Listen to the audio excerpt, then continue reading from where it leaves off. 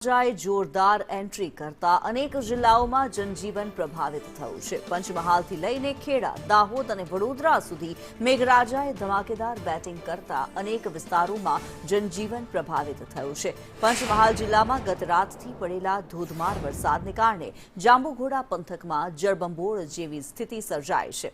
બીજી તરફ ખેડા જિલ્લામાં પણ મેઘરાજાએ જોરદાર હાજરી નોંધાવી છે।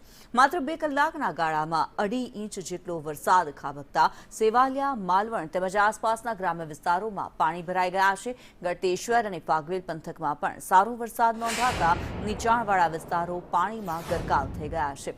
દાહોદ જિલ્લાના મીરાખેડી ગામમાં વરસાદે ખેડૂતોની ચિંતા વધારી છે। દિલ્હી મુંબઈ એક્સપ્રેસ કોરિડોરના નિર્માણ દરમિયાન કુદરતી પાણીના વહેણમાં અવરોધ ઊભો કરાતા પ્રથમ જ વરસાદમાં ખેતરો તળાવમાં ફેરવાઈ ગયા છે।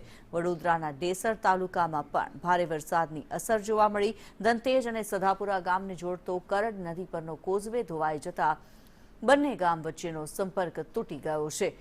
વિદ્યાર્થીઓ, ખેડૂતો અને નોકરિયાત વર્ગને ભારે હાલાકીનો સામનો કરવો પડી રહ્યો છે। ગ્રામજનોએ તાત્કાલિક વૈકલ્પિક માર્ગ અને વ્યવસ્થાની માંગ ઉઠાવી છે। આમ રાજ્યના અનેક જિલ્લાઓમાં વરસાદે રાહત સાથે મુશ્કેલીઓ પણ ઊભી કરી છે।